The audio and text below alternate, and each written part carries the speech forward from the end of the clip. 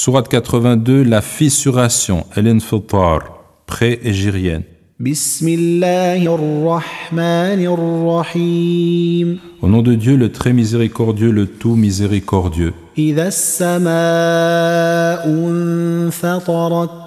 Lorsque le ciel se sera fissuré, Wa idha al-kawakibu intatharat.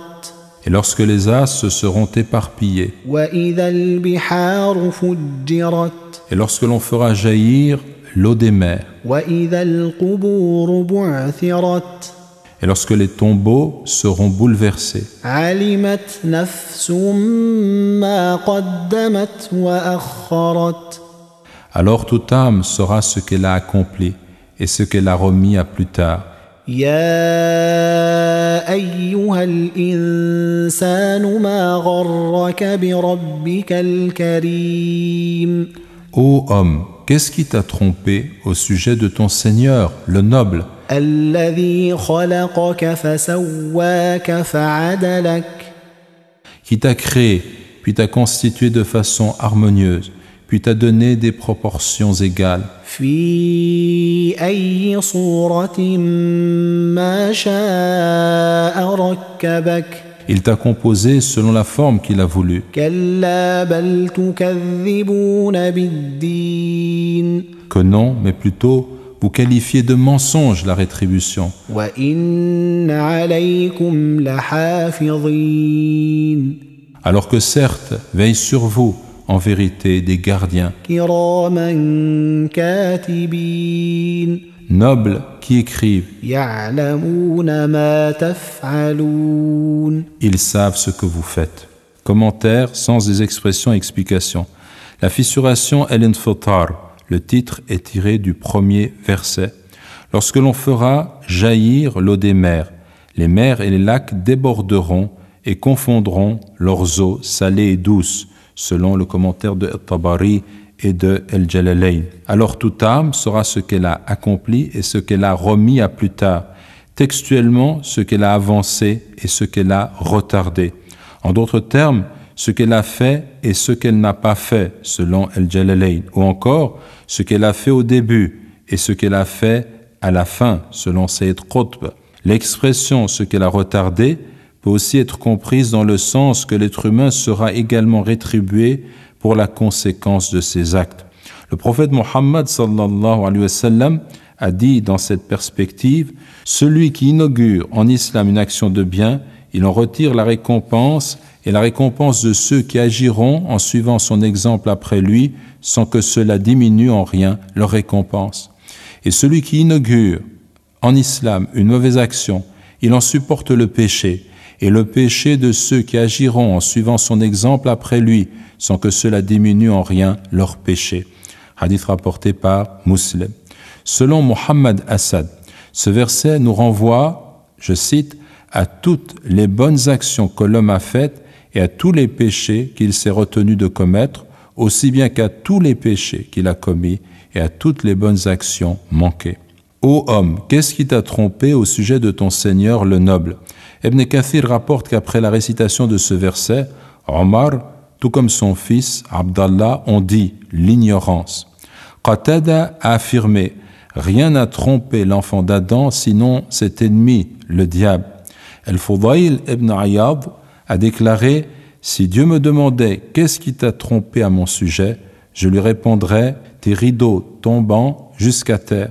Sous-entendu, les rideaux avec lesquels, dans ta générosité infinie, tu cachais mes fautes. Le verset comprend cependant un avertissement clair et une mise en garde, en rappelant à l'homme qu'il ne convient pas d'opposer à la générosité du Créateur une ingratitude évidente. Le Coran dit ailleurs: ô homme, la promesse de Dieu est vérité, qu'en aucune façon la vie présente ne vous trompe, et que le grand trompeur, le diable, ne vous trompe en aucune façon à propos de Dieu. Dans le Coran, sourate 35, verset 5. Qui t'a créé, puis t'a constitué de façon harmonieuse, puis t'a donné des proportions égales. Il est question ici autant des dispositions spirituelles et intellectuelles de l'être humain que de ses dispositions corporelles. La forme qu'il a voulu, l'aspect physique qu'il t'a donné. Que non, expression qui marque une forte réprobation, mais plutôt vous qualifiez de mensonge la rétribution. ce qui vous pousse à désobéir et vous détourner du droit chemin. C'est votre refus d'envisager votre retour à Dieu, de prendre pleinement conscience de vos responsabilités. Veillent sur vous en vérité des gardiens nobles qui écrivent, les anges qui inscrivent chacune de nos actions, petites ou grandes, bonnes ou mauvaises. Ils savent ce que vous faites, secrètement et publiquement. Quelques enseignements. L'évocation des bouleversements qui surviendront à la fin du monde, la fissuration du ciel, l'éparpillement des étoiles, le jaillissement des mers, le bouleversement des tombeaux, a pour fonction de nous arracher au cadre habituel dans lequel nous vivons et mourons, pour nous amener à prendre conscience que tout a une fin et que notre seul recours consiste à nous tourner vers l'Éternel. Deuxièmement, l'être humain aura, le jour de la résurrection, une connaissance extrêmement précise de tout ce qu'il a fait et de la conséquence de ses actes.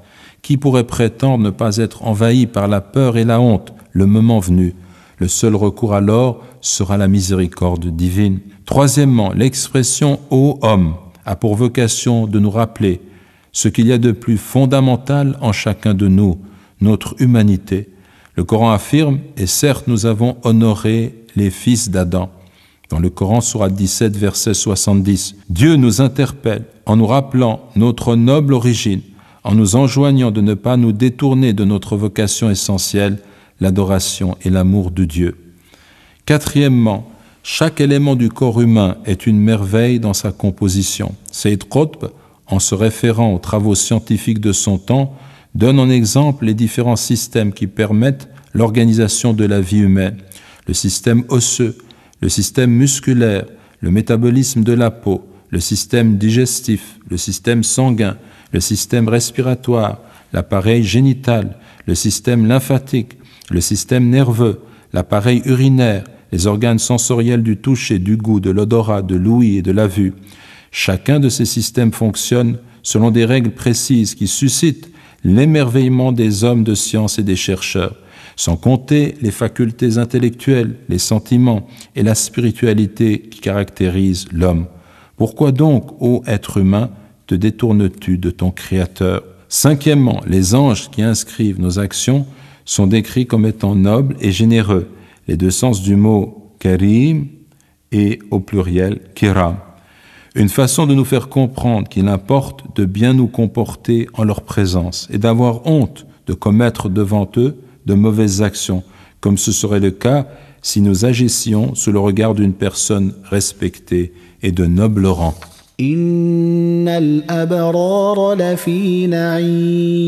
Certes, les bons seront dans un lieu de délice. Et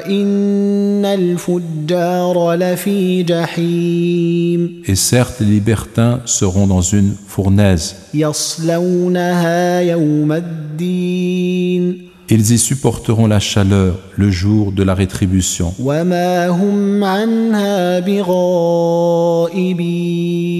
Ils ne pourront s'y soustraire.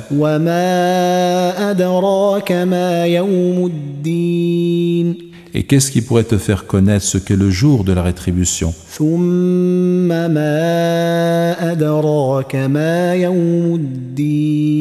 Encore une fois, qu'est-ce qui pourrait te faire connaître ce qu'est le jour de la rétribution?